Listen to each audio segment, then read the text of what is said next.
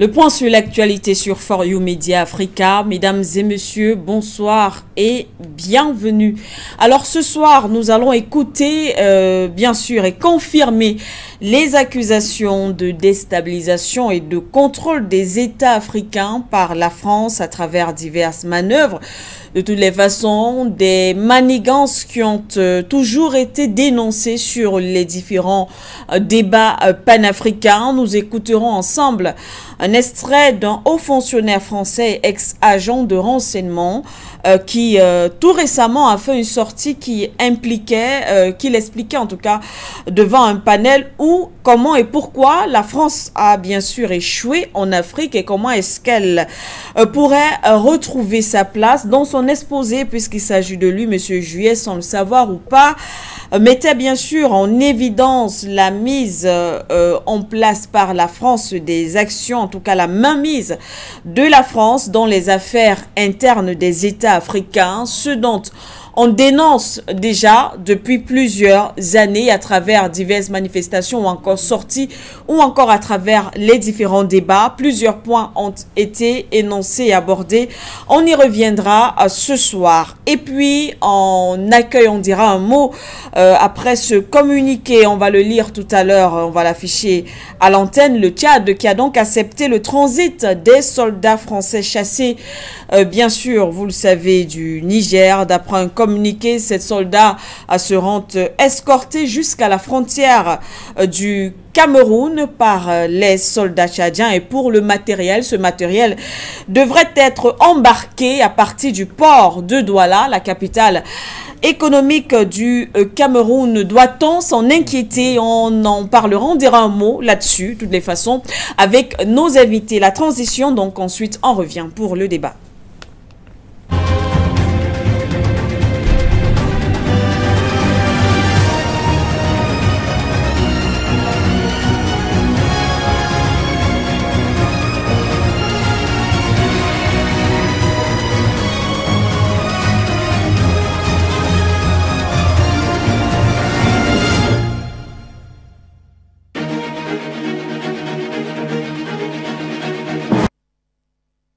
Eh bien voilà, on commence directement sans plus tarder avec la réalisation. Vous affichez justement ce communiqué du chef d'état-major des armées de la République du Tchad. L'état-major, on va le lire rapidement, l'état-major général des armées informe l'opinion nationale et internationale que conformément à l'accord parti entre le Niger et la France pour le retrait des troupes françaises du Niger, le Tchad a accepté d'offrir un corridor de son territoire pour le retour des troupes françaises en France.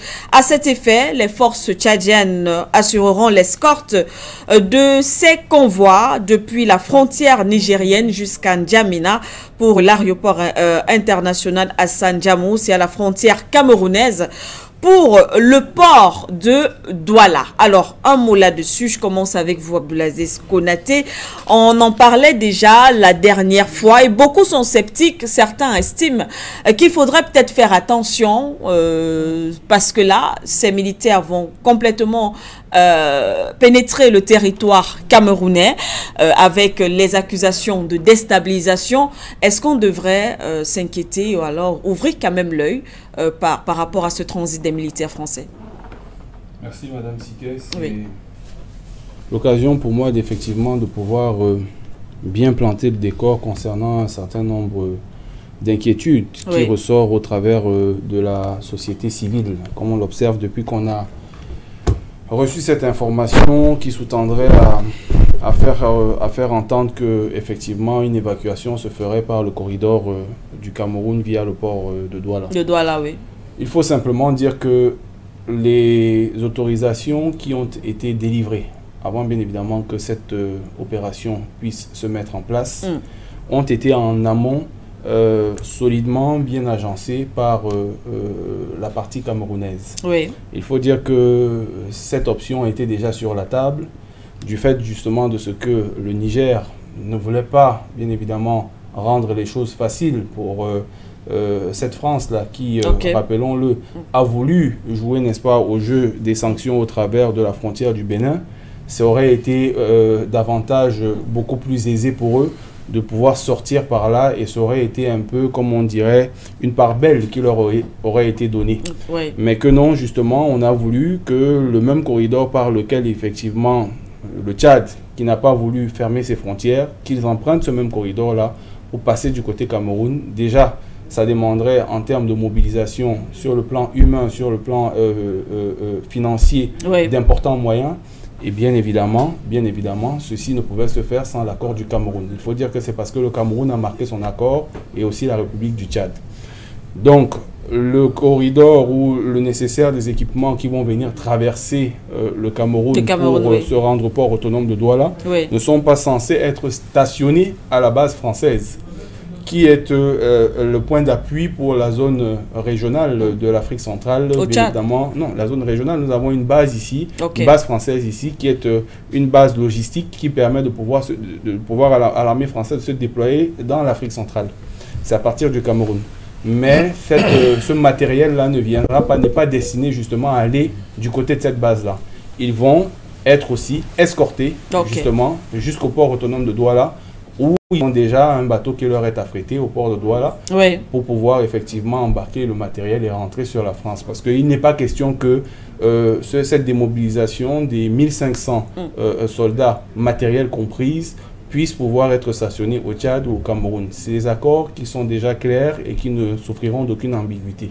Voilà ce que je puis dire en premier jet concernant Merci. cette situation. Merci à vous, Blasi Konaté, patient parfait d'homme. Alors, il ne faudrait pas s'inquiéter en tout cas. Les États en ont discuté et bien sûr, tout est arrangé. Vous, quel est votre avis justement concernant cette question? J'avoue que je commence par marquer ma surprise. Pourquoi? Je n'étais pas au courant d'un pareil arrangement entre l'État du Cameroun et la France concernant le retour de ces forces militaires françaises qui étaient stationnées au Niger. Oui. Peut-être cela m'a échappé, mais je ne me souviens pas qu'avant, c'est-à-dire qu'en amont, lors de leur déploiement sur le Niger, que cette escorte ait eu à avoir le même trajet. Cela me semble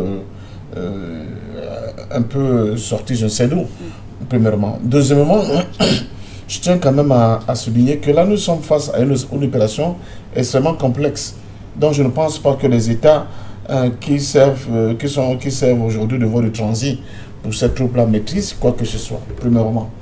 On nous a parlé de 1500 soldats français stationnés au Niger. Après, ce chiffre a explosé. On nous a parlé de 3000 oui. 3000 poussières. Et est-ce que c'est la totalité de cette armée-là d'occupation française au Niger qui va se déporter vers N'Djamena, où ils ont une grosse base logistique, la base le camp de Barkhane. Maintenant, la qualité des soldats, j'allais dire, sur le plan professionnel, qui va finalement partir? Est-ce que ce sont les véritables commandos français qui étaient stationnés au Niger et qui sont obligés de partir, ou bien ce sont des forces d'appoint, des forces de maintenance de ceci, cela qui seront obligés de partir, ou bien ce sont vraiment des commandos? Ni le Tchad, ni le Cameroun, personne n'a la capacité de vérifier qui effectivement part du Tchad en empruntant le corridor du Cameroun. Maintenant, en ce qui concerne le corridor camerounais, le Cameroun a un gros problème au niveau des infrastructures. Nous avons d'abord maille à partir avec les déplacements des hommes et des biens sur nos maigres petites routes que nous avons, qu'on appelle abusivement autoroute. Il ne se passe pratiquement pas de semaine sans qu'il y ait des catastrophes, n'est-ce pas, sur ces voies-là. Alors maintenant, il faille encore qu'on y ajoute, n'est-ce pas, ce gros déploiement, je ne sais pas, en termes d'hommes, en termes d'engins, etc. Je peux bien dire, je peux bien penser qu'au-delà d'ailleurs du Cameroun, c'est l'économie totale de l'Afrique centrale, parce que le port autonome de Douala est la voie, la desserte par excellence de tout ce qui est comme élément économique qui dessert et la République centrafricaine, et le Tchad, même une partie du Congo, voire même le Gabon. Je pense que là, il y aura comme une constipation de flux, n'est-ce pas, au niveau des voies ferroviaires et des voies routières au niveau du Cameroun, et qui risque d'impacter violemment sur la sécurité du transport interurbain au Cameroun, mais aussi sur la sécurité des marchandises, n'est-ce pas, sur le plan économique. Et maintenant, le peuple camerounais, vous connaissez l'aversion du peuple camerounais contre la présence militaire française, non seulement au Cameroun, mais partout en Afrique. J'espère que le gouvernement camerounais va monter patte blanche en exigeant un accompagnement j'allais dire sécuritaire des forces armées camerounaises qui vont encadrer totalement, n'est-ce pas, ce long serpent qui risque de parcourir notre pays, de l'extrême nord de notre pays, vers sa côte atlantique. Parce que je vous le dis, les Camerounais ne sont pas du tout d'accord de voir les soldats français se balader sur leur sol. Donc, une fois de plus, maintenant, la balle revient au camp du gouvernement et de mieux encadrer, de mieux structurer ce départ, et que ce départ se fasse dans un temps court. On ne pourra pas accepter longtemps de voir ces gens qui étaient décidés à tuer les Nigériens continuer de tuer l'espace camerounais et que nous soyons là à applaudir. Donc, sincèrement, je marque ma surprise, comme je vous l'ai dit d'entrée de jeu. En même temps, je dis quand même que pour ceux qui voient la France comme une hyperpuissance, ça veut dire que la France a un gros défaut en termes de capacité de transport de ses propres troupes. Où sont les Transvaal? Pourquoi il a fallu absolument que l'acheminement se fasse par voie terrestre? On aurait pu penser qu'au moins à partir de N'Djamena, des gros porteurs français auraient pu prendre et les hommes et le matériel pour les ramener en France. Ça veut dire, et là, quand les gens nous disaient que même au niveau de Sahel, pour transporter les troupes et le matériel d'un point A pour un point B, la France était obligée de s'adosser sur le gros porteur américain. Là maintenant, la démonstration est faite que c'est vraiment la vérité. Donc, pour nous les Camerounais, nous disons aux Français, vous n'êtes pas le bienvenu, bien la bienvenue chez nous. Vraiment, traverser chez nous, c'est-à-dire que très rapidement, et nous disons au gouvernement camerounais de prendre toutes les précautions et toutes les dispositions pour que vraiment il soit le moins visible possible. Parce que personne d'entre nous sur ce plateau ne peut augurer de l'attitude des Camerounais en voyant ces mercenaires traverser notre territoire. Merci à vous, Passion par référendum. Monsieur Konaté, vous voulez ajouter quelque chose rapidement? Oui, non, je voulais simplement apporter la précision que pour des opérations de cette envergure-là, il y a d'abord bien évidemment un certain nombre de préalables au niveau de l'agencement diplomatique. Et il faut savoir que quand vous avez déjà traversé un territoire, c'est que vous avez déjà les plus hauts accords. Bien sûr. Donc ça, c'est ce qui a été fait en amont. Nous avons quand même la chance, au travers du réseau de la jeunesse présidentielle, nous avons quand même au moins des oreilles un peu partout. Et nous avons assisté quand même à certaines de ces réunions au préalable. Donc nous savons très bien de quoi nous parlons quand nous disons qu'il y aura un corridor qui est déjà... Il y a des hommes qui sont disponibles. Il y a le matériel aussi qui est mis à disposition pour que effectivement ce transit-là se fasse jusqu'au port de Douala et qu'effectivement ce matériel-là soit acheminé via le port de Douala pour Paris. Donc au niveau, bien évidemment, et si l'accord, l'État du Cameroun n'avait pas marqué son accord, bien évidemment, vous comprendrez que ce matériel n'aurait jamais transité sur le territoire. Mais il faut aussi comprendre une chose, c'est que ce n'est pas une nouveauté, nous ne sommes pas à notre premier galop d'essai. Souvenez-vous que pour le cas du Tchad, pratiquement tout son équipement est venu du port de Douala, et pas seulement, même celui du Niger, où nous avons l'habitude de ces exercices-là. Quand il s'agit, et même la Centrafrique, quand il s'agit généralement et pour l'ONU, que ce soit pour l'ONU, que ce soit même pour les armées régulières, le port de Douala, nous avons déjà cette expertise-là avérée qui fait que ce n'est pas un galop d'essai pour nous, pour pouvoir soit faire entrer du matériel militaire qui devrait aller dans un pays de la sous-région, ou alors tout simplement le faire transiter pour qu'il y sorte. C'était simplement ce que je voulais ajouter. Merci. Mais j'ajoute quand même que ce n'est pas ça le problème. Non, j'ajoute à l'intention de mon ami et frère Konaté que ce n'est pas ça le problème. Le problème n'est pas celui-là. Bon, je crois que là, il faut qu'on se comprenne. Le problème n'est pas dans la capacité logistique du Cameroun, soit de recevoir, soit de gérer un non, ce n'est pas ça le problème. Le problème, c'est la décision politique, n'est-ce pas, qui a été prise. Et donc, beaucoup de Camerounais, je suis convaincu, seront surpris de constater tout simplement qu'ils ont été mis devant le fait accompli. Président Makomba, bonsoir. Votre avis sur cette thématique vous voyez que je suis tout souriant et je me réjouis. Vous savez, c'est un communiqué qui, ma foi, au lieu de me rendre triste, me rend plutôt heureux. Pourquoi? Et souriant.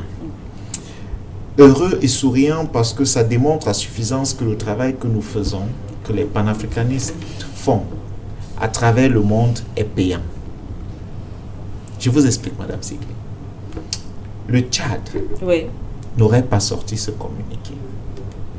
Le Tchad n'aurait maudit sur la présence, le passage des troupes françaises au Tchad. Pourquoi ils doivent se justifier? À qui est-ce qu'ils doivent se justifier? Pourquoi ils doivent le dire? Vous voyez, le fait, moi je ne le prends pas comme mes deux frères qui s'attardent sur le côté Cameroun qui va. Non. Si aujourd'hui le Tchad s'est levé pour sortir un communiqué, en fait le Tchad se justifie auprès des Africains, des panafricanistes, en disant, ben, nous ne les accueillons pas, mais nous les laissons passer. C'est une victoire des panafricanistes. Attention, il ne faut pas le voir comme tout simplement le fait que le pays ait décidé de dire que non, c'est français. Non, le Tchad dit, nous ne recevons pas ces derniers, même si nous avons déjà des bases françaises au Tchad. Nous avons juste accordé le corridor, ouvert le corridor pour que ces derniers transitent jusqu'au port. Le Tchad va jusqu'à faire la communication pour le Cameroun. Jusqu'à la frontière. Oui, puis non, le Tchad dit, ils passent pour aller au port de Douala et embarquer. Oui. Mais on les laisse à la frontière parce qu'à partir de la frontière, l'armée camerounaise doit prendre le relais jusqu'au port. Mais le Tchad déjà communique même pour le Cameroun en disant, ils vont... C'est ça l'accord. Donc il passe par... Mais le Tchad n'avait pas besoin, Madame Sikri, de se justifier ou de dire. Mais à partir du moment où le Tchad le fait, ça veut tout simplement dire que la voix des panafricanistes est écoutée. Ça veut dire que ce que vous faites, ne négligez pas ce que vous faites. Parce qu'en réalité, que ce soit Déby, Kaka ou tous les chefs d'État, y compris ceux de la France, vous écoutent. Et ne sont pas sourds. Et se disent, mais tiens, qu'est-ce qui pourrait arriver si on essaye de faire du forcing?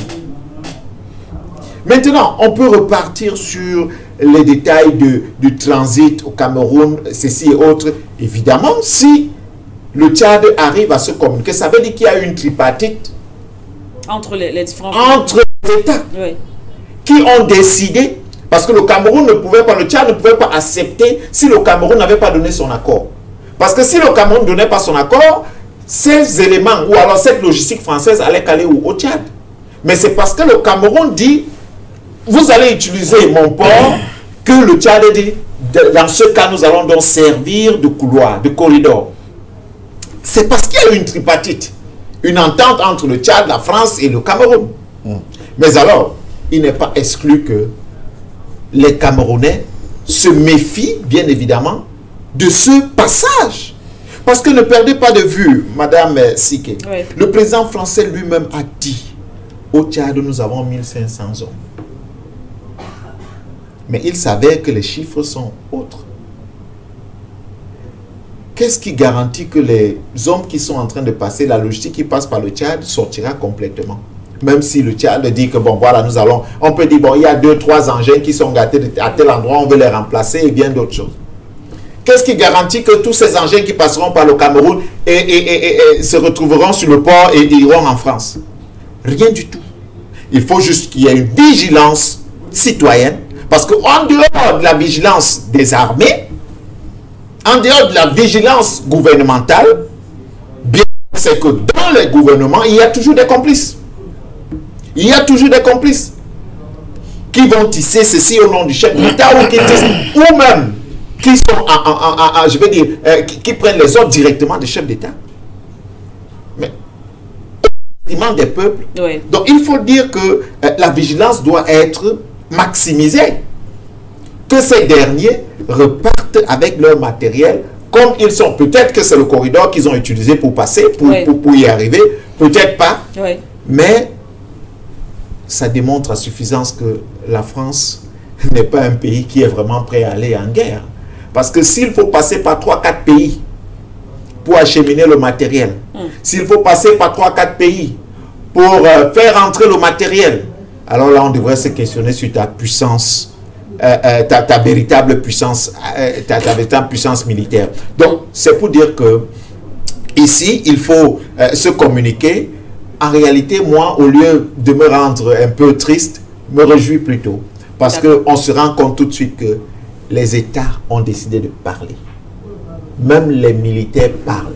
Parce que ceux qui sont aujourd'hui au Tchad sont des militaires. Oui. Et ils ont décidé de parler. Ils ne veulent plus être complices de ce qui se passait hier ou de ce qui se passe. Merci à vous, Président Matomba. Oui, patient, oui. S'il te plaît, une virgule. Oui. D'abord, non, c'est très grave. Il ne faut pas infantiliser le peuple camerounais. Ce n'est pas le Tchad qui doit jouer les agents de communication du gouvernement camerounais pour nous. Non, premièrement, le communiqué, je trouve que c'est un manque de respect pour le peuple camerounais. Et ça, c'est inacceptable. Deuxièmement, on ne peut pas comparer les deux situations Tchad-Cameroun de la même manière. Pourquoi? D'ailleurs, de manière officielle, le Tchad héberge déjà une base militaire française. Tout à fait. C'est plus un débat. Deuxièmement, le Tchad aujourd'hui joue une situation de sécurité très dangereuse. Je vous rappelle déjà qu'il y a des arrestations au Tchad depuis l'annonce de retour de Succès Masra et ses amis. Il y a plus de 40 personnes qui ont été arrêtées. Et à l'heure où je vous parle, un mandat d'arrêt, je crois, a été lancé contre Succès Masra. Et c'est passeport du lieutenant, je pense, le professeur Sitak, il ne peut pas rentrer chez eux. Donc il y a une tension au Tchad qui n'existe pas au Cameroun. C'était au Cameroun d'expliquer, de faire ce communiqué pour mieux l'expliquer à ses compatriotes. Il faut que le gouvernement camerounais respecte les Camerounais. Parce que sinon, ça paraît trop facile. Ce n'est pas au Tchad de faire, n'est-ce pas, ces missiles de la communication pour le Cameroun. Premièrement. Deuxièmement, je continue d'insister là-dessus, président Matomba. Qui nous dit quels sont les moyens que nous avons pour contrôler la qualité et du matériel et des militaires qui vont faire partie de cette équipée? Qui sait? Et je continue de le penser, ce n'est pas fini. La France n'a pas abdigué sur l'Afrique. Au contraire, elle se repositionne, elle se requalifie pour attaquer l'Afrique de manière violente le moment venu. Et nos services de renseignement et nos forces de sécurité, forces de sécurité, de défense et de sécurité doivent être extrêmement vigilants. Sans oublier la vigilance accrue citoyenne de tous les Camerounais. Pour que ces gens-là n'essayent pas de faire n'importe quoi. Mais je continue de le dire, c'est un manque de respect du gouvernement camerounais vis-à-vis de son peuple dont nous savons, connaissons l'attitude de vigilance et de protagonisme vis-à-vis de la présence militaire française et au Cameroun, vu notre histoire que nous connaissons tous, surtout, et en Afrique, connaissant, n'est-ce pas, l'esprit belliqueux, les intentions belliqueuses de ces armées, dont la dernière démonstration a été faite avec le cas nigérien. Et si je pourrais ajouter quelque chose très rapidement, c'est pour dire que lorsque l'armée française a utilisé une fois le corridor Cameroun pour se rendre au Tchad, dans la lutte contre Boko Haram, vous vous souvenez de cet épisode dans une des bases, dans une base en Gaoundéré, je crois, ils ont hissé leur drapeau et tout de suite après, quelques minutes après, l'armée camerounaise a demandé de retirer le drapeau. Il a fallu avoir de grands mouvements et on les a escortés jusqu'à la frontière. Je voudrais donc rappeler que cette vigilance, la vigilance qui a été d'antan, doit se multiplier par X pour pouvoir empêcher, n'est-ce pas, ces derniers de croire que le Cameroun serait un lieu où ils viendraient, n'est-ce pas, trouver un nouvel hébergement, parce qu'aujourd'hui, d'une façon ou d'une autre, ce n'est plus caché.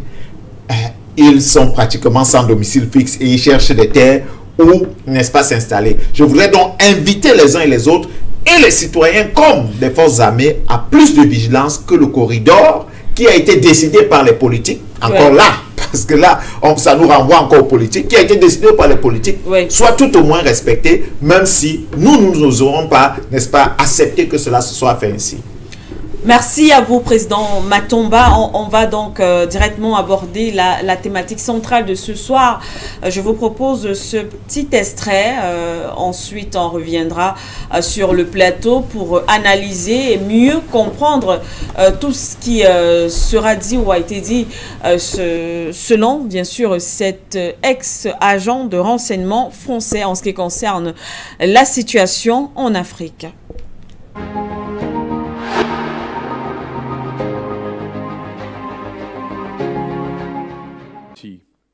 À part, enfin non, on n'a jamais réussi dans les pays du Sahel dont je parle, on n'a jamais réussi à imposer aux dirigeants de ces pays de faire une politique qui tienne compte aussi des gens du Nord. C'est-à-dire qu'il faut aider les gens du Nord en développement et autres. On ne l'a pas fait.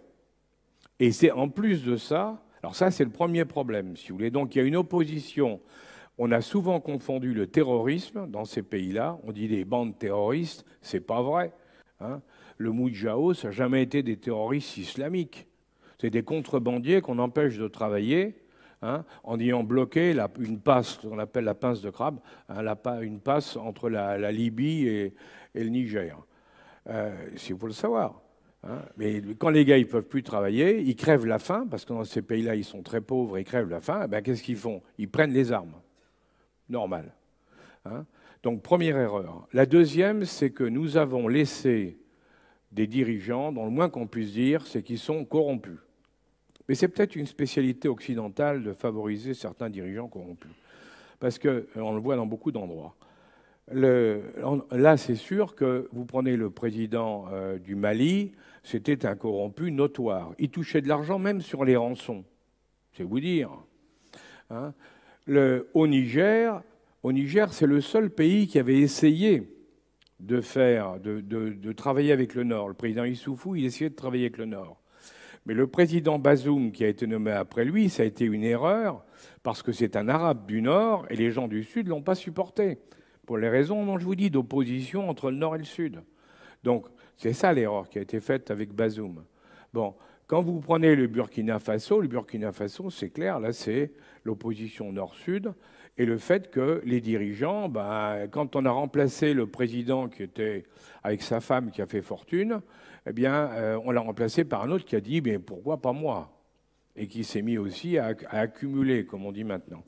Donc, on a indiscutablement, si vous voulez, en Afrique, on a soutenu des dirigeants. Regardez Bongo, le moins qu'on puisse dire, c'est que Bongo, on ne peut pas dire, il est resté très longtemps, et le moins qu'on puisse dire, c'est qu'il ne vivait pas trop mal, lui et sa famille.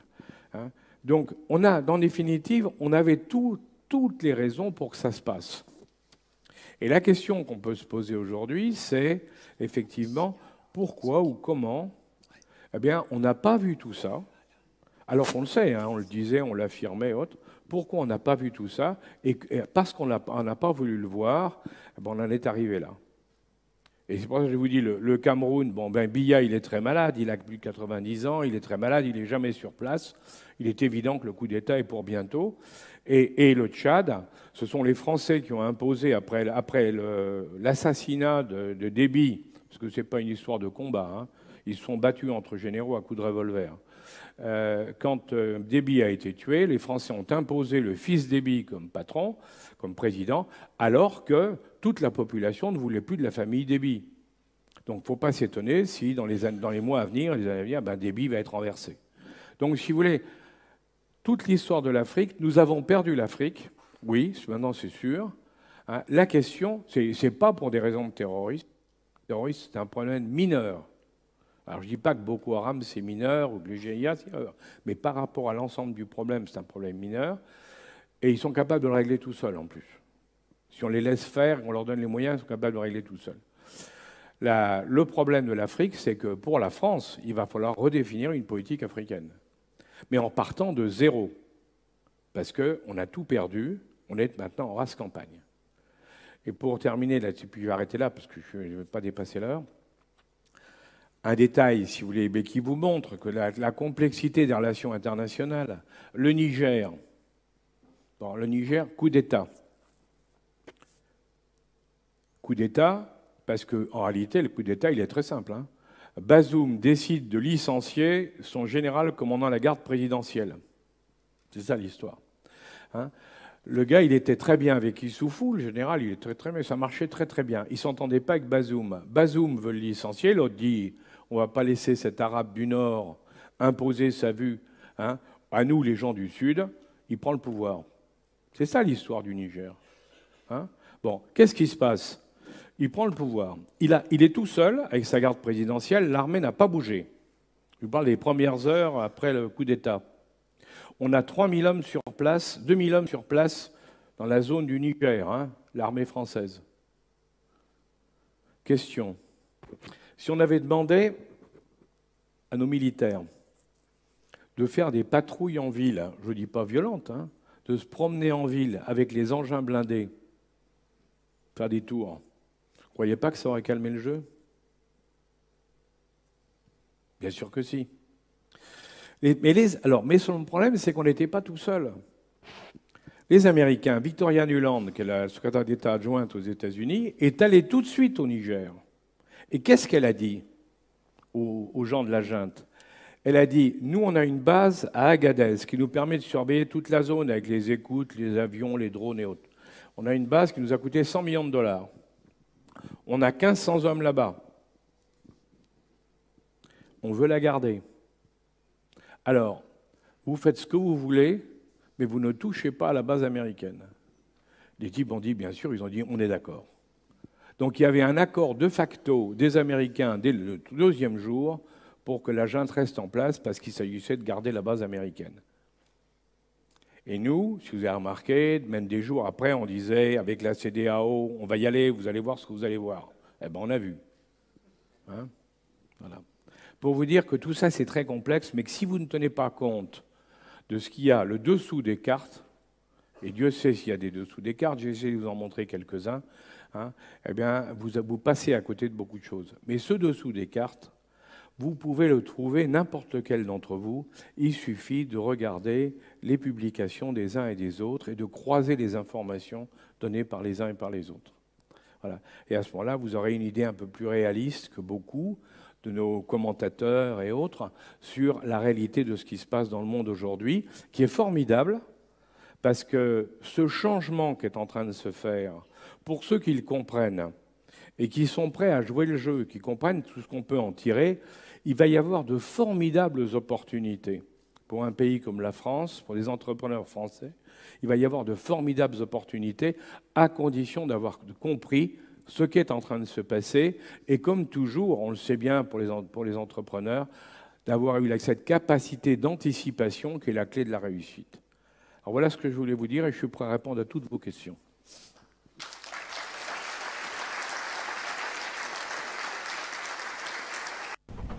Merci donc à la réalisation pour cet élément patient, parfait d'homme. On a donc écouté cet ex-agent de renseignement français. Beaucoup de choses ont été dites, mais qui viennent confirmer effectivement, entre autres, les accusations, mais surtout l'existence, une fois de plus, de la France-Afrique en Afrique. Il a parlé de plusieurs choses, plusieurs événements dans les pays. On a suivi le Tchad en ce qui concerne la disparition, entre autres, du maréchal Idriss Déby Itno. On a parlé du Niger, mais ce qu'on comprend effectivement, c'est que la France a toujours cette mainmise sur les États africains.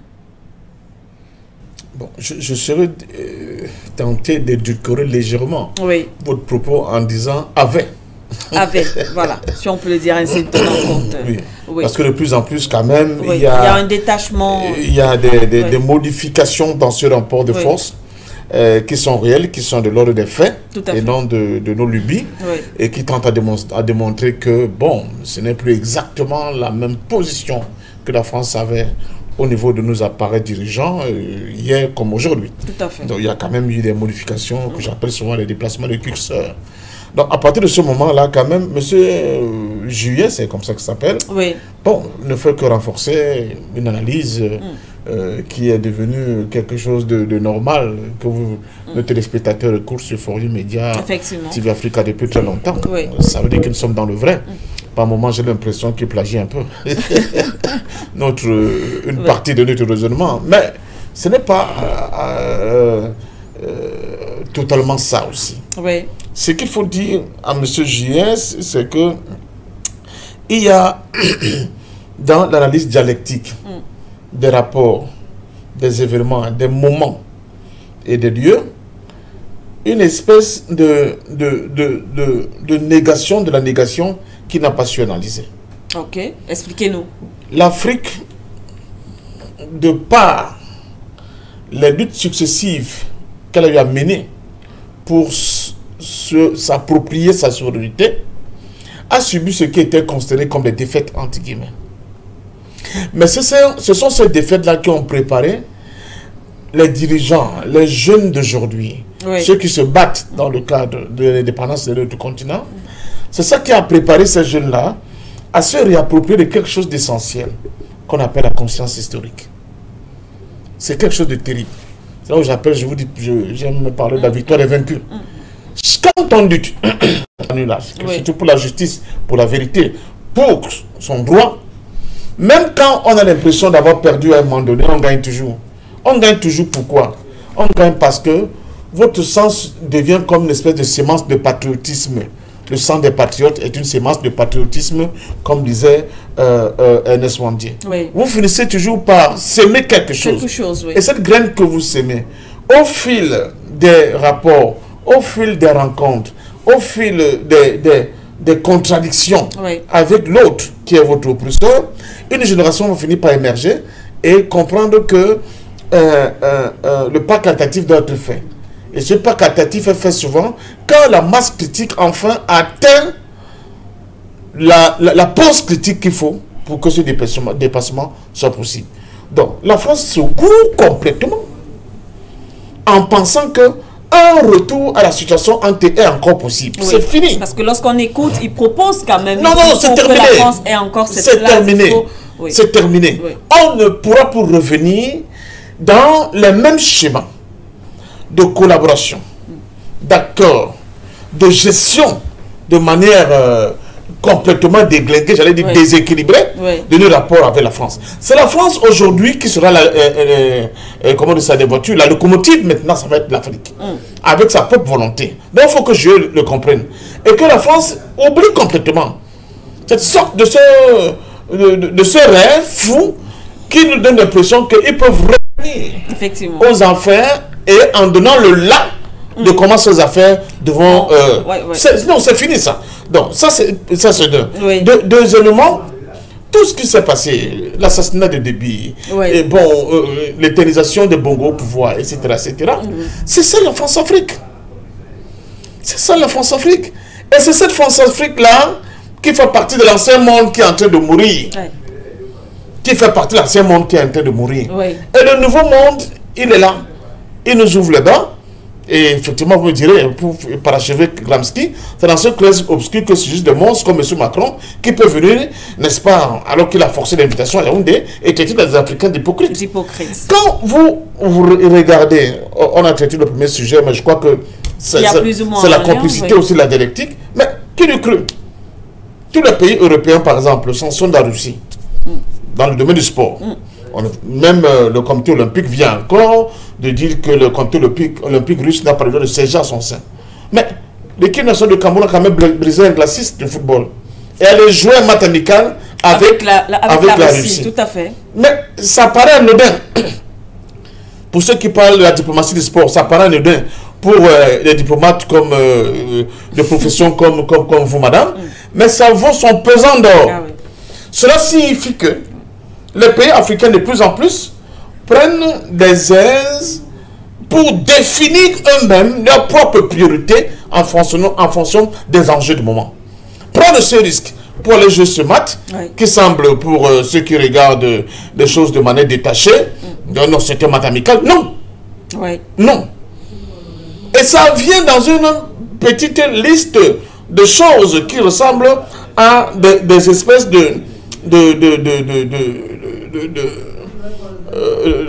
le mot va revenir, mais de refus de se laisser domestiquer par l'extérieur. Par exemple, la signature des 8 accords d'Ibrahim Traoré avec l'Iran. Avec l'Iran, oui. Mais dans d'autres époques, en d'autres moments, c'était un casus belli. C'était une déclaration de guerre. Cela le demeure d'ailleurs dans le fond. Mais la France ne peut plus ouvertement aujourd'hui, les États-Unis, essayer de brimer Ibrahim Traoré. Mais pour eux, c'est coché quelque part que là, nous avons affaire à un ennemi. Tout à fait. Bon, donc, je pense donc sincèrement que de plus en plus, les dirigeants africains, le peuple africain, disent à haute intelligible voix ce qu'ils pensent être bon pour eux, les axes majeurs qu'ils veulent entreprendre pour mieux protéger leurs intérêts. C'est exactement comme le discours de ce ministre burkinabé à la tribune de l'ONU. Des Nations Unies, oui. Il faut relire et relire ce discours. Il est plein de sens. Il est lourd de sens et de conséquences pour l'avenir. Surtout qu'il révèle ce que les Africains appellent les totems.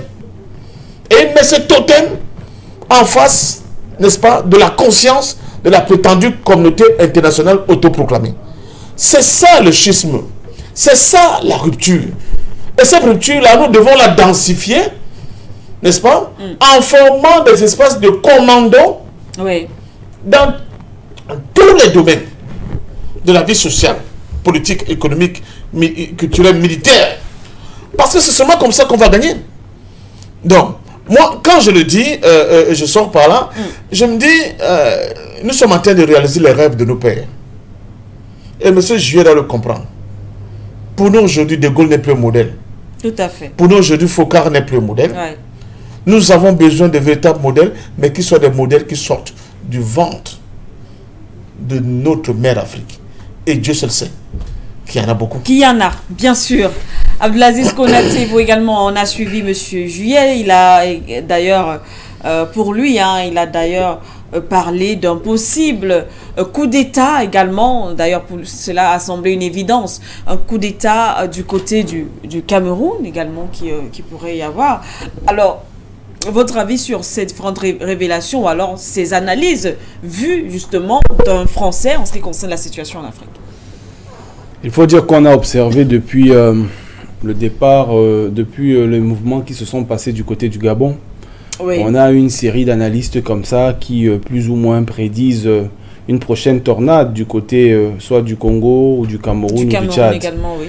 Ce n'est donc pas une nouveauté que l'on apprend venant de M. Juillet. Oui. Fût-il ancien patron de la DGSE oui. Et quand même un expert en matière militaire, dans le domaine militaire et du renseignement. Mais il faut simplement dire que jusqu'ici, s'il y a quand même une chose une chose dont le président camerounais a pu réellement se démarquer jusqu'ici, c'est sa capacité tout le temps à pouvoir déjouer toujours les cartes ou alors les attrape-nigauds qui lui ont été posées depuis près de 40 ans aujourd'hui. Chaque fois qu'on a prédit un certain nombre de choses, il a toujours trouvé une alternative ou une parade pour pouvoir y apporter une réponse. Oui. On peut encore voir en date les derniers exemples concernant bien évidemment la situation des crises qui se vit du côté du nord-ouest et du sud-ouest du Cameroun et de l'extrême nord. C'est-à-dire que nous avons affaire quand même pour le cas du Cameroun, et c'est bien que à votre passage ici hier, on est rappelé, n'est-ce pas, à ceux qui nous suivent, le caractère ou la différenciation qu'il y a entre l'Afrique centrale et l'Afrique de l'Ouest. Oui. Il y a beaucoup de réalités, que ce soit sociologiques, que ce soit historiques et que ce soit politiques, qui sont différentes de ce qui se vit de ce côté-là. Donc, l'histoire ne se répétera forcément pas de la même façon qu'ailleurs. Et le Gabon en est un parfait exemple. Pour dire que sur le cas de la sécurité, oui, tout le monde est tellement impatient de voir un changement du côté du Cameroun, il arrivera. Mais peut-être pas finalement comme tout le monde le souhaite, par un coup d'État. Et qui sait que sera effectivement, n'est-ce pas, l'après-président Biya, tout le monde aujourd'hui, bien malin, celui qui pourrait répondre à cette question. Mais permettez-moi de revenir, Madame Siké, sur un détail qui est très important. Allez-y. Qui très certainement, de par votre formation diplomate, ne vous a pas échappé. Vous avez vu que M. Juillet a brandi la carte ethnique. Effectivement. Qui ferait un problème, qui serait un problème. Et vous voyez que c'est un schéma qui, ma foi, semble être assez antédiluvien. Un schéma sur lequel aujourd'hui nous devons effectivement, je suis tenté de dire, passer un coup de balai pour essayer effectivement d'écrire de nouvelles pages. Parce que chaque fois qu'il y a eu des problèmes pendant ces 60 dernières années sur le continent africain, oui. Ça a été lié plus ou moins à la base, la souche, venait généralement des problèmes ethniques. Nous avons donc pensé, ou nous avons eu l'intelligence, et je serais tenté de dire, ou alors la faiblesse, de ne pas croire que cela a été ourdi par une machination justement pour permettre à ce que des peuples qui vivaient en paix, il y a de cela 2-3 décennies, moins d'une décennie même avant, et qu'avec l'arrivée bien évidemment d'un nouveau partenaire sur le continent, que ce soit beaucoup plus ces aspects-là qui soient mis en avant. Oui. Et donc on peut comprendre, et on a vu les conséquences de cela au Rwanda, en Afrique du Sud, un peu partout où il y a eu bien évidemment ce vent ou alors cette façon-là d'agiter, n'est-ce pas, la fibre ethnique au niveau des populations et les conséquences que cela ait pu induire. On peut donc comprendre qu'ils sont encore dans, justement, cette configuration de la chose qui est quand même, ne l'oublions pas, et il faut le reconnaître, assez ancrée au jour d'aujourd'hui, est devenue véritablement un problème au sein des sociétés africaines, parce que l'aspect régionaliste, l'aspect ethnique aujourd'hui a pris le dessus, a même infléodé les politiques. Aujourd'hui, quand on voit dans les sociétés africaines, et donc au jour d'aujourd'hui, par exemple, on voit effectivement, ça c'est important de le noter, du côté de l'Afrique de l'Ouest, par exemple, un nouveau référé de nouveau d'une cause nationale, d'une unité nationale. Et donc, c'est ce travail-là qui est assez lent, très certainement, mais qui tendra à produire des fruits si les nouveaux dirigeants qui sont en train d'arriver, parce qu'il faut dire aussi, il faut dire que ceux qui sont actuellement encore aux affaires, qui appartiennent en réalité à une histoire quand même de l'Afrique, c'est-à-dire qu'ils sont venus dans la mouvance de ces changements-là, dans les années d'indépendance, ont été plus ou moins moulés dans une certaine configuration.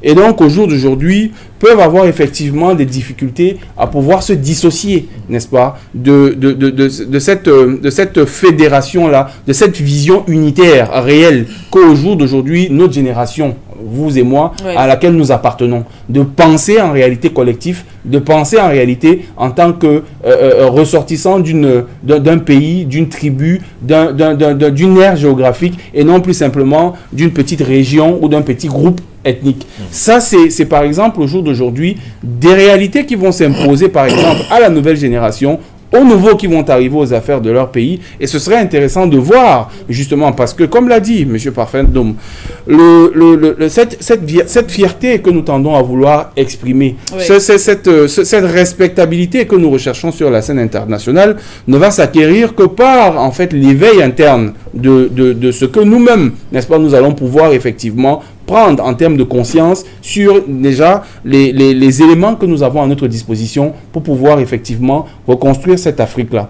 Donc il faut dire que quand vous entendez les propos de M. Juet, il est là dans un schéma qui en réalité a marché pendant 60 ans. Et c'est intéressant parce que quand vous allez vers la fin, lui-même dit bien, et il le reconnaît, il dit ceux qui sauront s'adapter à la nouvelle méthodologie, en fait, la nouvelle configuration dans laquelle il faut aujourd'hui voir l'Afrique, penser avec les Africains, et seront ceux-là qui pourront effectivement se tailler la part belle. C'est dire que l'aspect de la coopération ne s'estompe véritablement jamais entre les États. Il faut le savoir. Ce n'est pas parce que nous ne sommes pas d'accord sur le plan de la coopération, ce n'est pas parce que nous ne sommes pas d'accord sur un certain nombre d'aspects que nous ne pouvons plus coopérer. La preuve, c'est que les États-Unis et la Russie continuent de coopérer. La preuve, c'est qu'ils sont allés sur la station des Allemands. Vous avez vu des astronautes qui sont allés sur la ISS, dans l'espace, dans la station internationale, spatiale internationale. C'est dire que la coopération continue. La Chine et les États-Unis continuent de coopérer. Donc, ce n'est pas parce que forcément ce sont les meilleurs amis du monde. La Chine qui est d'ailleurs devenue en passant la première économie du monde. Elle vient enfin de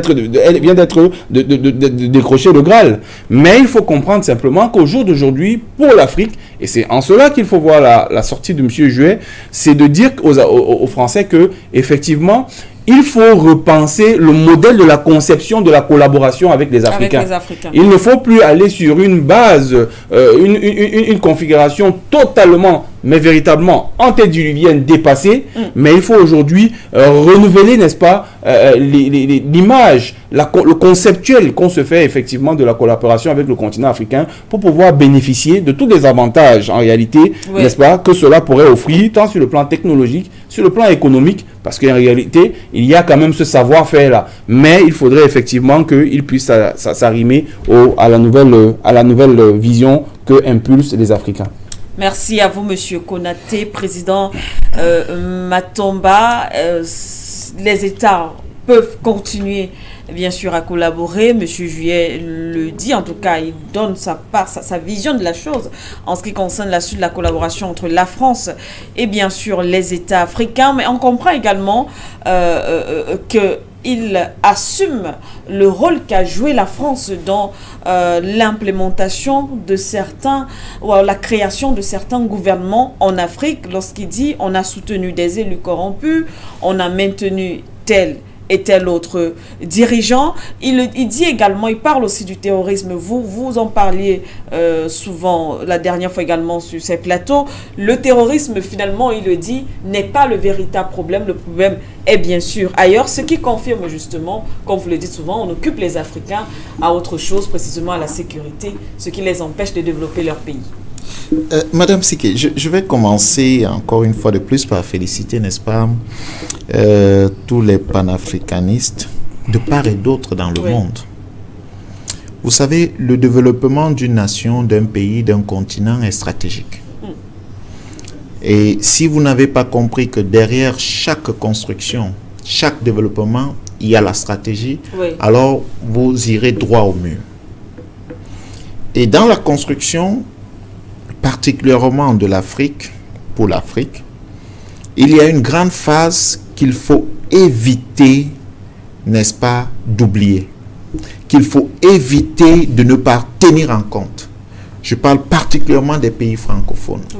La phase de la dénonciation. Vous savez, lorsque plusieurs panafricanismes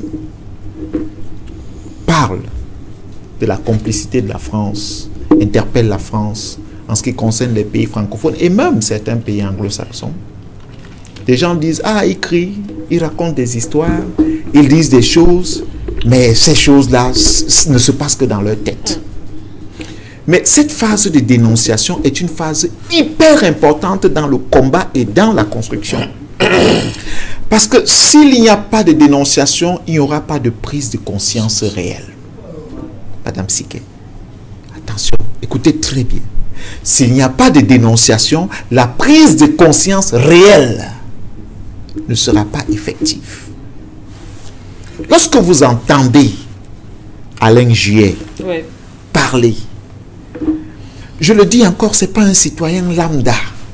Ce n'est pas un monsieur qui a décidé d'ouvrir son open box, comme il appelle son truc, sa chaîne YouTube là, pour faire tout simplement du show. Madame Siké, c'est l'ancien directeur des renseignements de la DGSE. Directeur des renseignements de la DGSE, c'est-à-dire un service qu'il dit on monte, on monte. Qui dit on descend, on descend. Qui dit c'est le moment de frapper, on frappe. Qui dit c'est cette personne-là qui là confirme ce que les panafricanistes dénoncent depuis toujours, qui aujourd'hui influence même l'attitude des chefs d'État qui ont été nommés selon lui. Parce que dans ses propos, il dit, il est même allé jusqu'à dire, ah, on a nommé, si vous l'écoutez très bien. C'est pour en fait vous dire que depuis toujours, vous avez une sorte d'élection en Afrique, là, francophone, qui, ma foi, sont juste des élections pour vous faire plaisir et vous dire que vous êtes en réalité dans la démocratie. Mais en réalité, eux, à partir de la France, ils ont déjà décidé qui sera, qui ne sera pas et qui ne sera, qui sera. Il vous le dit. En fait, il le confirme.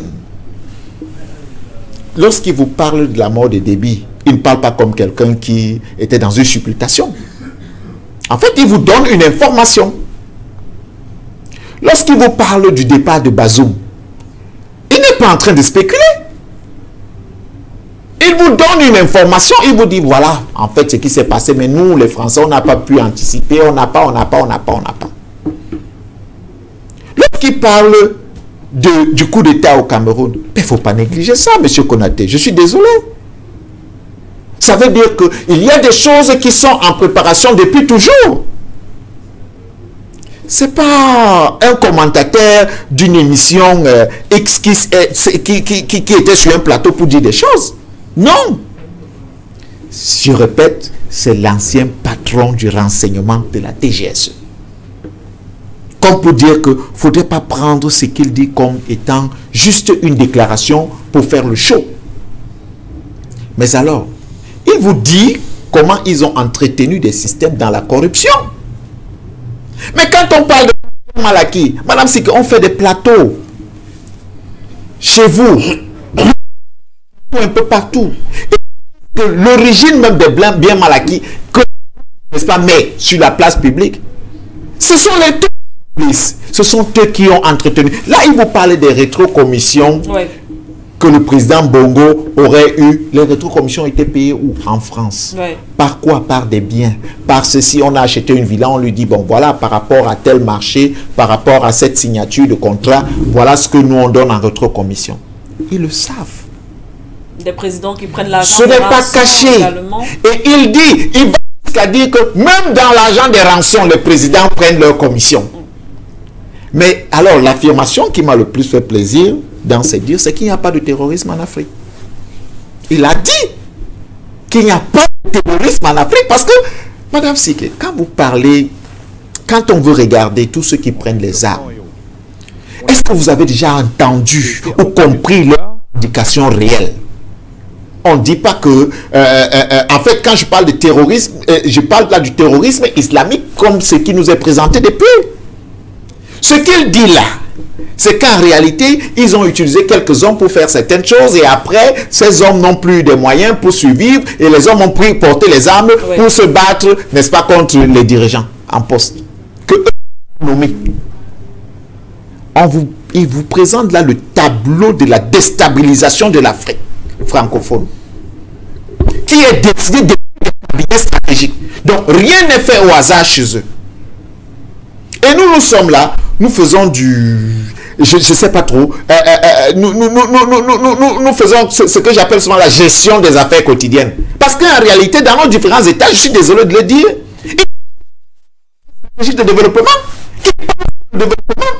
et qui sait que le développement n'est pas qu'une question économique. C'est une question de défense, c'est une question de sécurité, c'est une question... Mais on ne pense pas à ça. Nous prenons pour conseiller militaire des étrangers, pire, la France. Ce sont eux qui nous conseillent militairement. Mais quand votre ennemi, laissez-moi utiliser ce terme, vous conseille militairement, vous attendez à quoi? Que les actions que vous allez poser sont des bonnes actions de souveraineté pour votre État?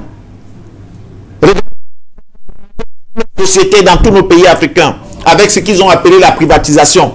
Ils ont utilisé le mondial. Pourquoi? Parce que eux, ils pensent stratégie. Nous gérons les affaires quotidiennes. Mais là, il manque la déstabilisation, n'est-ce pas, de l'Afrique. Je vais parler là de l'Afrique francophone particulièrement. C'est nous qui le disent, c'est eux. En fait, parce que les dirigeants qu'ils ont nommés, selon lui, n'ont que fait leur volonté. Ils ont laissé ces dirigeants s'embourgeoiser. Ils ont laissé ces dirigeants gérer comme ils veulent. Ils ont permis à ces dirigeants d'alimenter ce que Konaté disait tout à l'heure, la guerre tribale. Mais quand un monsieur comme ça parle, je pense que tous les panafricanistes devraient s'asseoir et dire, oh, enfin, quelqu'un vient confirmer ce que nous disons depuis contre la France. Parce qu'en réalité, ce n'est pas, je le dis encore, un analyste lambda. C'est l'ancien patron du renseignement de la DGSE qui parle. Certainement, dans ses bulletins d'information, à un moment donné, soit quand il n'était plus là, il a peut-être tiré la sonnette d'alarme pour dire, attention, il y a un éveil africain qui risque de déjouer tous nos plans. Parce que ce qu'eux, ils n'avaient pas pensé, c'est que l'Afrique se réveillerait. Ça, ils n'avaient pas prévu.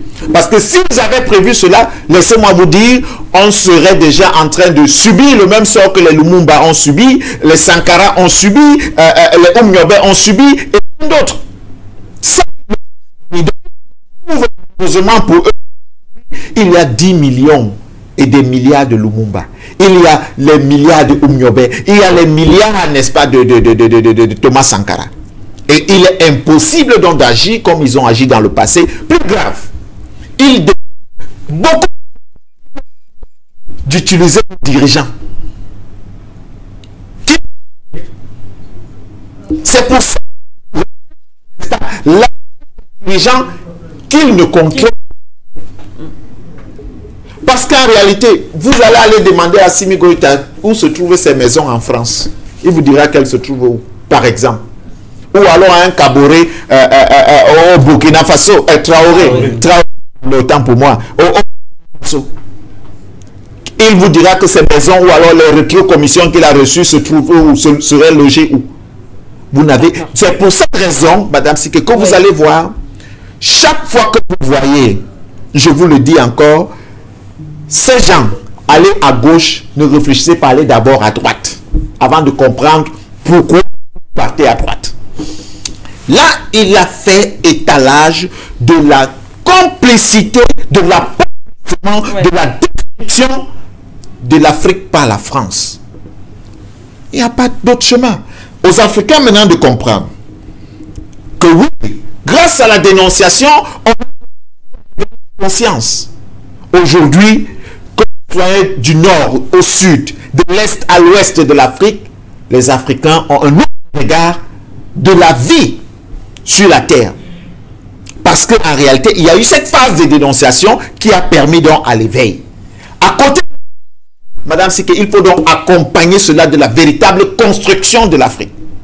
Et ça commence par des cabinets stratégiques, des postes stratégiques, des réflexions dures qui doivent amener, n'est-ce pas, l'Afrique vers une véritable souveraineté. Merci à vous, Président Matomba. On a encore voilà, quelques minutes avant la fin de cette émission. Malheureusement, pour nos téléspectateurs, nous n'allons pas aujourd'hui spécialement aller du côté du standard. Toutes nos excuses, on y reviendra dans nos prochaines éditions. Alors on aura deux minutes pour sortir. Vous pourrez ajouter bien sûr à la suite de vos copanélistes vos idées, mais j'aimerais également que vous répondiez aussi à cette autre interrogation en 30 secondes, toujours par rapport à ce que M. Juillet a dit. Un accord avec les États-Unis et le Niger pour garder la base américaine, il a parlé de cela, a été conclu. Mais aujourd'hui, lorsqu'on observe la réaction américaine aujourd'hui, qui suspend son aide, entre autres, qui reconnaît, qui parle finalement de coup d'État en ce qui concerne le Niger, alors que cela n'a pas été le cas au début, est-ce que on pourrait comprendre que le Niger a peut-être fait volte-face, puisque là on nous parle d'un accord. Est-ce qu'on pourrait comprendre qu'aujourd'hui le Niger a peut-être fait volte-face et les États-Unis ont fait volte-face. Le Niger, pour que les États-Unis aujourd'hui puissent prendre ce type de sanctions contre le Niger? Bon, écoutez, vous savez quand même que ça fait déjà un moment que dans votre studio ici, je martèle le fait que je ne comprends pas pourquoi est-ce qu'il n'y a aucune réaction concernant les États-Unis. Et ce n'est pas simplement au Niger, c'est partout un peu où leur base se retrouve sur le continent africain. Oui. On est très avant-gardiste sur des questions qui concernent les bases françaises, mais on oublie qu'il y a également des bases... qu'il y a véritablement un méchant loup beaucoup plus dangereux, même d'ailleurs. On serait tenté d'ailleurs de comparer les États-Unis au loup et véritablement la France à un renard. Donc, si vous laissez le loup et que vous tuez le renard, vous n'avez pas réglé le problème. Oui. Le problème, c'est que la véritable menace reste et subsiste. Et elle est 2 fois plus dangereuse. Je me suis amusé comme ça dans un des forums, un des forats dans le sud de l'Afrique de l'Ouest dans lequel je suis, à poser la question de savoir pourquoi est-ce que la question des bases américaines n'est pas très souvent mise en avant. Oui. Dans les différents retours que j'ai eus, il s'avérerait que pour le moment, la plupart des États africains redoutent la brutalité avec laquelle les Américains généralement ont à régler un certain nombre de leurs problèmes. Ils ne sont pas aussi pacifistes que diraient-ils les Français et autres. Ils ont généralement des méthodes beaucoup plus dures. Et donc, comme ce n'est pas des personnes qui aiment très souvent négocier, mais plutôt imposer leur vision des choses, peut-être c'est pour cela que certains dirigeants africains, effectivement, avaient, n'est-ce pas, quelques appréhensions à pouvoir, ou alors seraient assez réticents à aborder les questions liées aux bases américaines. Mais il faut dire que pour le cas du Niger, ça ne surprend personne, parce qu'en réalité, en plus des 15 000 hommes qui sont stationnés dans cette base-là, les Américains avaient en ligne de mire directe l'uranium du Niger. Ça, il faut le savoir. Donc, le départ d'Orano, ça faisait la part belle quand même des Américains. Les Américains voulaient reprendre la place. Ils ont même émis cette intention-là. C'était déjà ça qui était sur la table. Sauf que, justement, le CNSP ne l'entendait pas de cette oreille-là. Et bien évidemment, les conditionnalités qui devaient permettre à ce que si même, n'est-ce pas, les États-Unis reprennent justement la base d'Orano se fasse, n'était pas forcément, une fois de plus encore, en faveur, bien évidemment, de l'État du Niger. C'est parmi l'un des griefs que lui porterait par exemple les États-Unis justement du fait de ce refus-là et qu'il y ait apparemment des entreprises chinoises et russes qui seraient en passe de justement récupérer les actifs de du côté du Niger. Ce n'est pas en train de faire l'avantage des États-Unis. Et donc, on voit donc d'où on peut expliquer, n'est-ce pas, ce revirement de position du côté américain. Mais on avait déjà fait, et c'était prévisible en réalité. Souvenez-vous que j'avais posé la question ici à une émission que j'avais d'ailleurs partagée avec le président Matomba, de savoir que pourquoi est-ce que l'ambassadeur des États-Unis a pu et comment est-ce qu'il a pu arriver en terre nigérienne, commencer à exercer sans avoir présenté une lettre de créance. Bon, il y avait eu des explications plus ou moins ici qui ne cadraient pas forcément avec les canons diplomatiques. Aujourd'hui, on est en train de voir ce que c'est en train de donner. Aujourd'hui, on est en train de voir, et tout le monde sait qui sont les États-Unis, on voit bien leur méthode brutale, leur méthode sauvage. C'est-à-dire que simplement l'application de la force par la force et jamais la diplomatie. La démocratie à la façon à l'américaine, comme on est en train de le voir avec Israël aujourd'hui, comme on est en train de le voir à Haïti, comme on est en train de le voir partout où ils sont. Donc ça ne surprend pas au jour d'aujourd'hui que les Américains, donc, n'est-ce pas, font un volte-face. Il faut dire quand même que dans la configuration dans laquelle se trouve le Niger pour le moment, celui qui était plus ou moins l'argentier du Niger aussi, c'est les États-Unis. Parce que c'est ce qu'on ne dit pas souvent assez. Mais ceux qui alimentent pour le moment le CNSP, ce sont les États-Unis avec des dollars. C'est eux qui donnent de l'argent au CNSP. Au travers, bien évidemment, de Barmou, le général Barmou, le chef d'état-major des armées du Niger, qui est un pro-américain. Donc c'est grâce à lui qu'il y a bien évidemment un certain nombre de facilités qui se font au niveau du Niger. Donc quand ils prennent ces postures-là, c'est davantage parce qu'ils savent qu'actuellement sur le plan financier, le Niger est véritablement en difficulté du fait de toutes les sanctions. Donc eux, c'est 100 millions de dollars quand même, il ne faut pas l'oublier, 100 millions de dollars quand même par an, c'est quand même un chiffre. Et donc quand on vous dit que on ne vous reconnaît plus parce que vous ne voulez... C'est des moyens de pression qu'on est en train de mettre en place, en fait, pour contraindre le Niger, parce qu'il faut aussi se rappeler, je crois qu'on avait déjà dit ici sur vos émissions, le fait que l'une des conditionnalités, en plus de ce que les États-Unis avaient justement dit, fermer les yeux sur, bien évidemment, ce CNSP-là, c'était de ne pas basculer du côté du Sud, notamment avec la Russie et la Chine.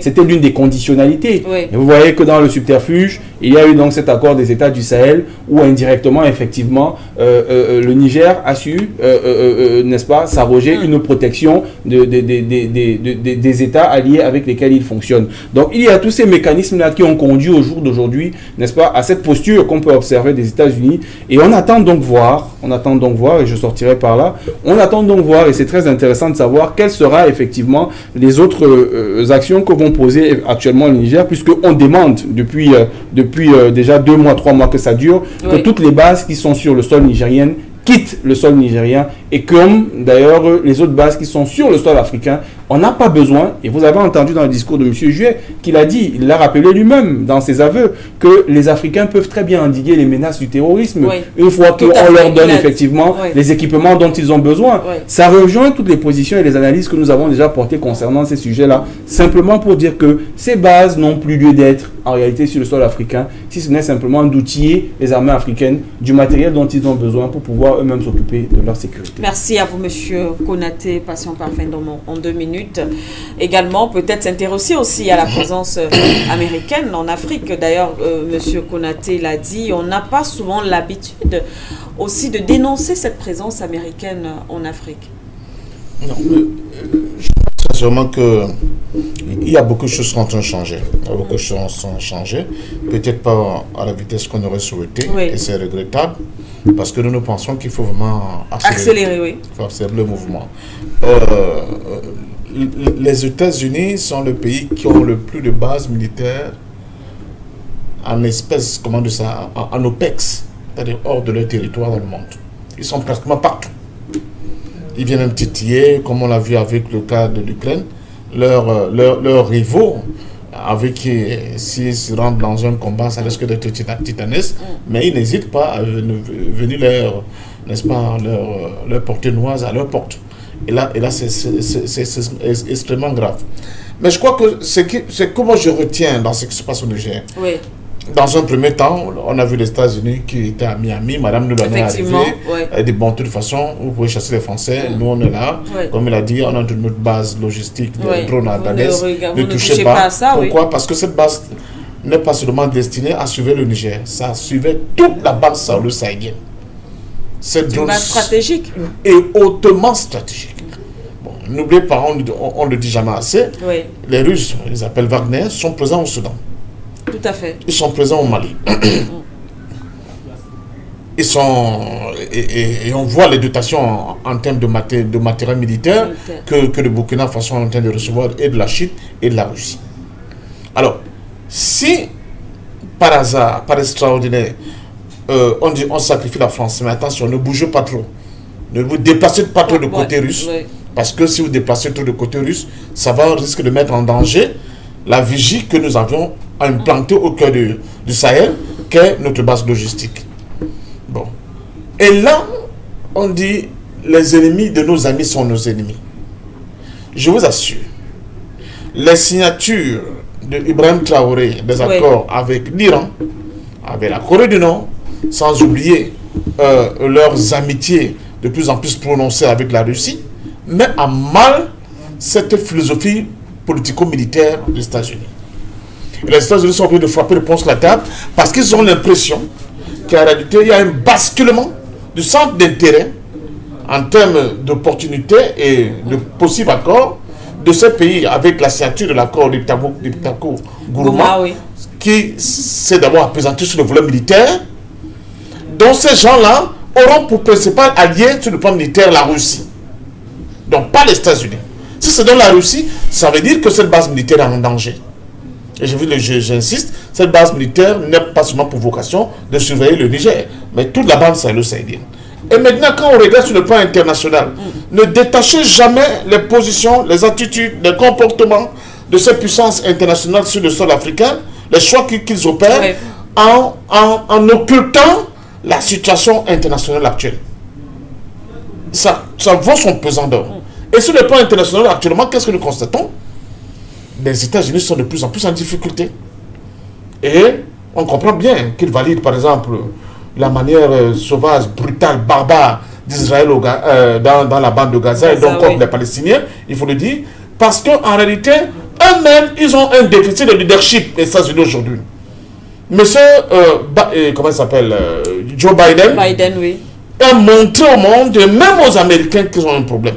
Malheureusement, comme c'est les gens qui ne savent pas très vite tirer les conséquences et qu'ils nous prennent un peu comme la périphérie du monde, ils ont tendance à vouloir dicter. Mais même ces financements dont tu parlais, même ça, ils ont suspendu. Oui. Alors, là, je sors donc par une question simple. Je dis à ces trois États et d'autres États africains qui sont dans un processus d'émancipation vis-à-vis de la tutelle occidentale et impérialiste, qu'attendez-vous pour battre monnaie? Attention, qu'est-ce que vous attendez pour battre monnaie? Vous allez continuer à attendre, à espérer qu'il y ait des financements qui viennent des pays qui veulent vous maintenir en esclavage? Parce que si ces trois pays, non seulement le Mali, le Burkina et le Niger, décident de battre monnaie aujourd'hui, il y a beaucoup de questions, au moins de dettes intérieures qui seront résolues. Même sur le plan international, quand on a contracté des prêts de manière bizarre, on va continuer à tirer un peu, mais au moins localement, on va régler le problème. Mais je ne comprends pas cette attitude de cet attentisme de l'ensemble de ces pays et même de l'ensemble des pays. Mais je puis rassurer que très rapidement que le Mali a pris justement le taureau par les cornes parce que le Mali a mis en place une unité de transformation de l'or. Qui coûte près de 72 millions d'euros, une raffinerie là-bas. Et quand on sait que justement les questions liées à la monnaie avec le BRICS seront adossées justement, la monnaie numérique sera adossée justement sur l'or pour revenir à l'orthodoxie. Donc au jour d'aujourd'hui, le Mali sera très certainement l'un des gros dépositaires avec le stock qu'il y a entre le Burkina et le Mali. Oui, la raffinerie qu'ils sont en train de mettre de ce côté. Vous avez raison, mais que ça vite, même l'heure avérée. Une minute seulement pour la fin. Président Matomba. Ce que je vais dire, c'est qu'aujourd'hui, on l'a dit depuis le début du conflit, si vous voulez, du coup de force au Niger, qu'il y avait une complicité américaine. L'Amérique ne voyait pas ce qui se passait au Niger comme un coup d'État ou alors un coup de force qui menaçait ses intérêts. La première réaction des Américains devait être de partir du sol, parce que c'est ce qu'eux-mêmes ils disent. Quand il y a un problème quelque part, nous, on ne reste pas. Au contraire, ce qu'on a pu remarquer, c'est qu'ils venaient plus tôt. Ils sont plutôt arrivés sur le sol. C'est-à-dire au-delà du fait que, je vais oublier le fait que, je n'oublie pas le fait qu'il y avait déjà plus de 1500 hommes américains sur le terrain, une base logistique importante. Mais vous avez vu que les responsables américains sont arrivés. Oui. Ça veut dire que pour eux, il n'y avait pas de problème. Aujourd'hui, ils se sentent évidemment en difficulté. C'est pour cette raison qu'ils prennent les sanctions de tout ce qu'on peut voir. Ils essayent de faire du chantage. Parce que je l'ai dit, c'est du chantage qu'ils font aux autorités nigériennes. Mais les Nigériens doivent comprendre, comme le reste de l'Afrique, qu'aujourd'hui, le combat n'est pas avec un État, n'est pas avec un pays. C'est un combat pour notre souveraineté. Ceux qui se sentent concernés, n'est-ce pas, n'ont qu'à plier bagages et rentrer chez eux. Et nous n'allons plus admettre tous ceux-là qui viennent d'une façon ou d'une autre, qu'ils soient américains, français et autres, russes et autres, venir, n'est-ce pas, nous imposer la conduite à tenir. Donc, désormais, c'est nous qui dictons la conduite à tenir et nous signons les partenariats avec qui nous voulons, quand nous voulons, pour le bien, n'est-ce pas, de l'Afrique et des Africains. Merci à vous, cher monsieur. Merci également à nos techniciens. Merci à vous, chers téléspectateurs. C'est la fin de cette édition du Point sur l'actualité. Rendez-vous la semaine prochaine pour une nouvelle édition. À très bientôt.